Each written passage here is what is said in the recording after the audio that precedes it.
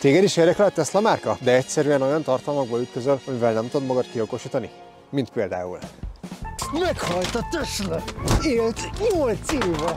És akkor a kilowatt töltési vesztesége, ahogy látjátok az ábrán is, a -25 fokba 360 watt a 46-80-as cellákkal. Kivéve, hogyha a tavasz van és az 360 forintba kerül, mert akkor a permanens mágnes az aszinkron motorral szinkronosan és egy a szinkronos Vagy például ilyenben. Sziasztok! Vlogger Pista vagyok. Végre eljött a pillanat. Kaptam egy Teslát, hogy kipróbálhassam, de ez a vacak Győrből Budapestre alig bírt elvinni. Elég. Engem a hasonlóan minőségi tartalmak biztattak arra, hogy legyen végre egy videó, ahol az ember végig tudja nézni, hogy mit fogyaszt ez az autó, mennyivel megy, és hogy egyáltalán belefér. Úgyhogy ezekben a videókban ezt fogjuk bemutatni. Úgyhogy itt van a mi Tesla gyors talpaló videósorozatunk, ami reméljük érthető lesz, és élvezni fogjátok. Úgyhogy csapjunk is bele!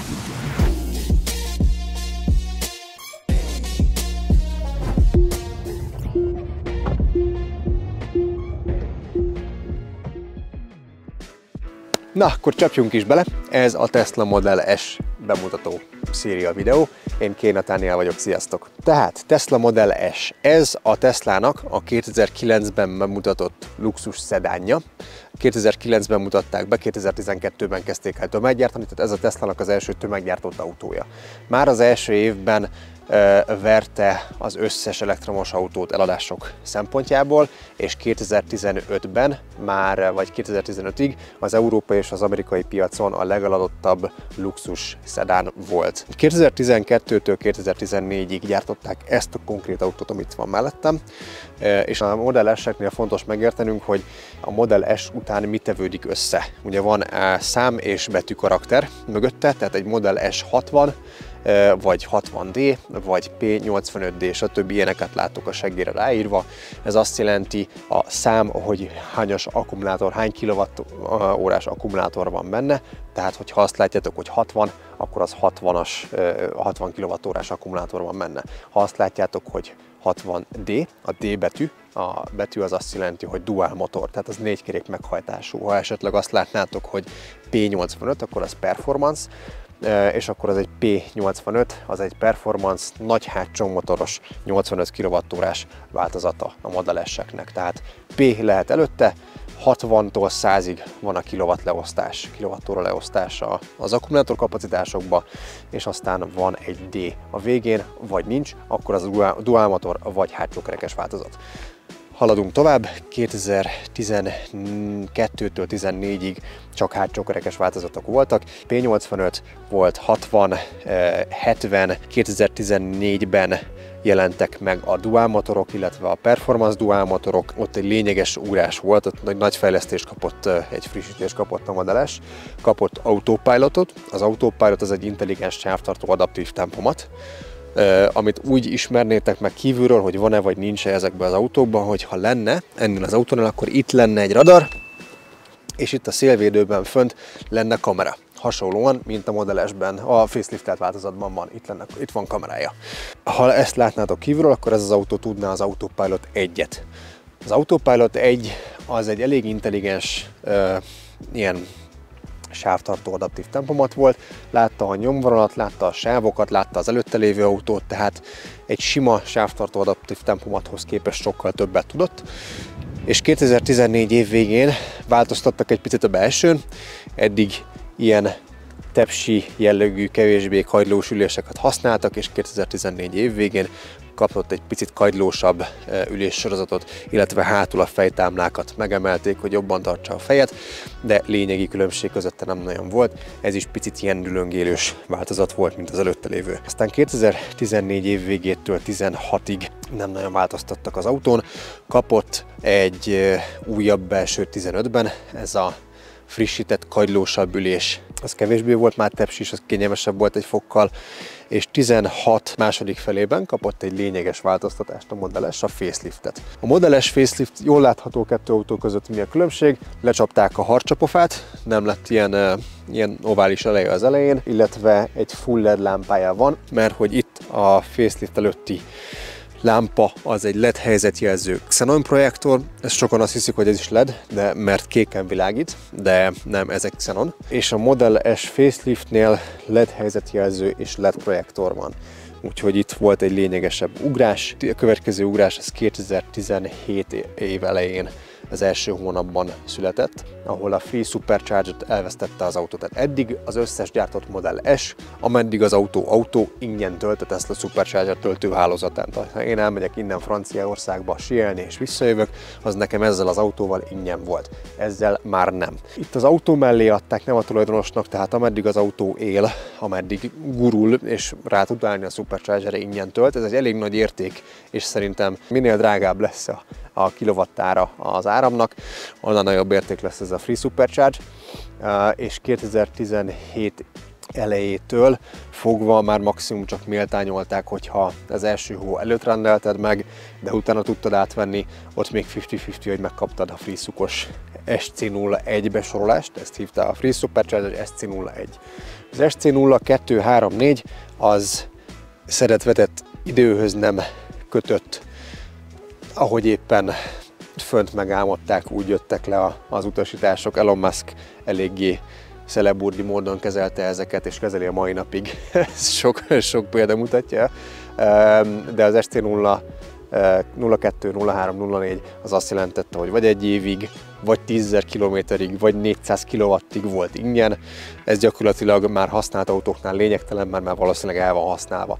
Az SC05, a következő besorolás, ez az utolsó, az ST05 az első tulajdonosnak lett odaadva a Supercharge ingyenesség, tehát ameddig az első tulajdonos birtokolt az autót, addig ingyen töltött a Tesla Superchargereken, amint eladta, ez elveszett róla. És akkor itt ugye 2017 elejénél tartunk, 2017-ben kapta meg a vegán bőrbelsőt. Sokan szitták a Teslát, hogy vennének, de bőr van benne, és akkor Elon Musk kihozta ezt a vegán bőr, azaz műbőrbelsőt, ami már egy nagyon kényelmes, kellőképpen kagylós és ruganyos műbőrből készült, így ezek már nagyon kényelmes ülések, és ezeknek a fejtámlája is állítható, ez a fő ismertetőjele, hogy kívülről ránézel, kicsit más a kagyló, és állítható a fejtámlája.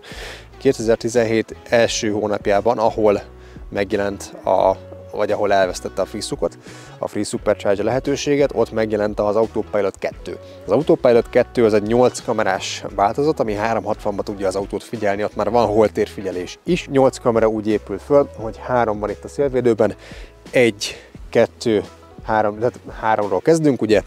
4 itt az indexben hátrafele, ez figyeli a holterünket, tehát ez 4, 5, B-oszlopban lefele nézi a sávot, 6, 7, és a tolatókamera a 8., tehát ez a 8 kamera figyeli az autót, és ezek a biztonsági funkciók már sokkal fejlettebbek lettek ennek köszönhetően. Tehát ez az AP2, amit más néven úgy hívunk, hogy Enhanced Autopilot.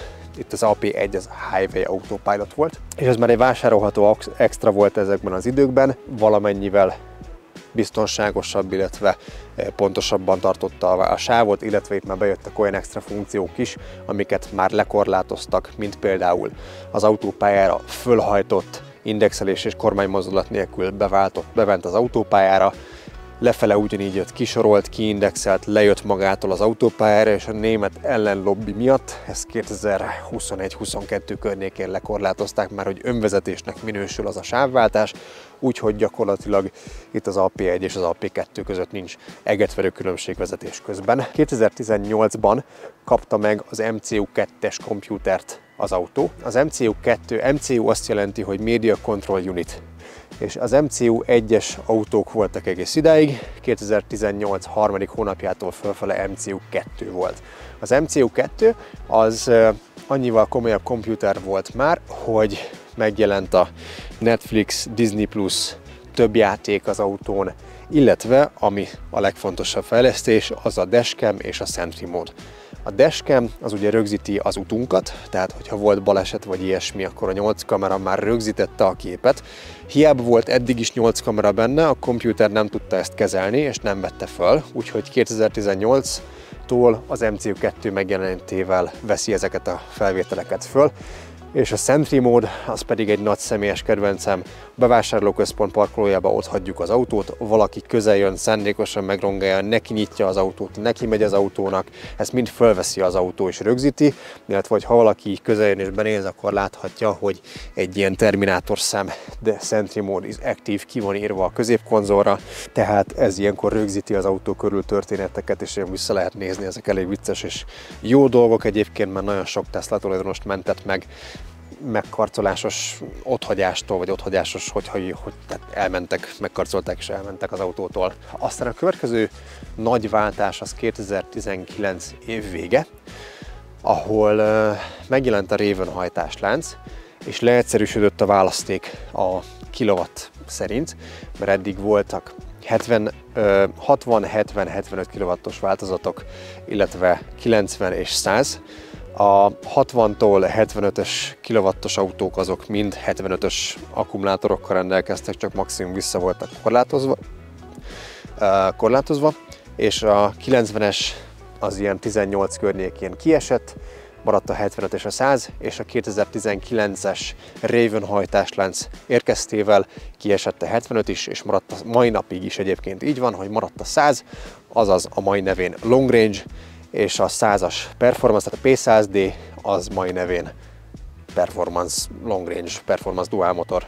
Tehát a Raven hajtáslánc tömören annyi, hogy megkapta a Model 3 Performance-nak a PMSM, tehát a permanens mágneses szinkron motort, az a Model 3 Performance-nak a hátsó nagy motorja. Ezt a Raven hajtáslánc megkapta előre.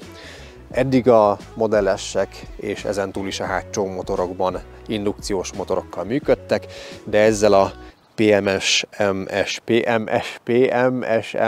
tehát a permanens mágnes szinkron motorral elől már hatékonyabbak, illetve kisebb fogyasztással rendelkező teljesítményt tudtak leadni, nagyobb lóerővel. Tehát ez a Raven hajtáslánc, ez energiatakarékosabb lett, gyorsabb lett, illetve a Raven hajtáslánccal együtt megérkezett az okos légrugózás. Ezt ő érzékelte, hogy milyen dinamikával, milyen sebességgel mész, és ugye eddig a légrugózás azt te állíthattad, hogy mit szeretnél, vegye fel az autót, vegye le az autót, és a többi, de a Raven hajtáslánccal ezt már maga szabályozta, tehát hogy a német autópályán 200-al mentél, akkor azonnal levitte magát, hogy később legyen a légellenállása az autónak. És akkor 2021-ben jött meg a Plaid. A Plaid, ami odavert minden tömeggyártott autó. A Plaid a világ leggyorsabb tömeggyártott autója, és a világ legkisebb légellenállásával működő autó. Tehát a Rimac Nevera, nem tudom milyen mértékegységnek hívják ezt, mert V2 XD és 0,3 a Rimac Neverának a valamilyen mértékegységű légellenállása, még a Model S Plaidnek 0,2.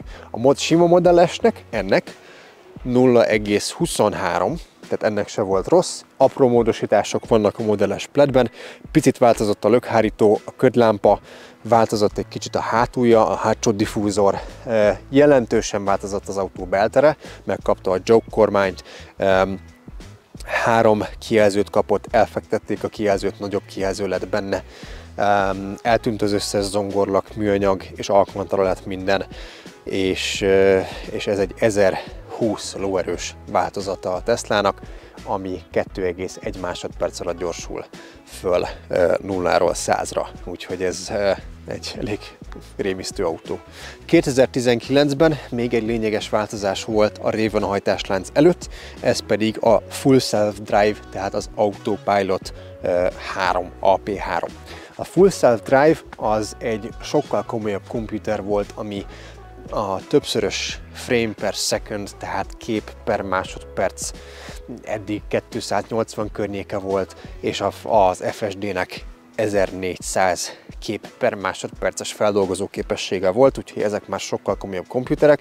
Ezek azok a komputerek, amik belekerültek az autókba, amikre azt mondták, hogy majd ha lefejlesztik a szoftvert rá, akkor ráküldenek távolról egy frissítést az autóra, és az autó önvezető képes lesz. Úgyhogy ezek a komputerek már megvannak, 2019 év második felétől nagyjából jött be, onnantól fölfele ezek megvannak. Ezt hívjuk Autopilot 3-nak, ez az Autopilot komputer, ez független a az MCU-tól, tehát a Media Control Unit-től. Az Autopilot komputer az csak az Autopilot funkcióit látja el, és ekkor került be ezekbe az autókba. Úgyhogy remélem ezek alapján közelebb került hozzátok a Model S. Ez egy jó pár információ volt az alapoktól felfele építkezve, úgyhogy ha bármi más kérdésetek van ezzel kapcsolatban, akkor minden téma szépen ki van dolgozva. Mi a további modelleket is be fogjuk mutatni, Model S 3YX, úgyhogy ha érdekelnek a további modellek, akkor találkozunk a következő videóban. Sziasztok!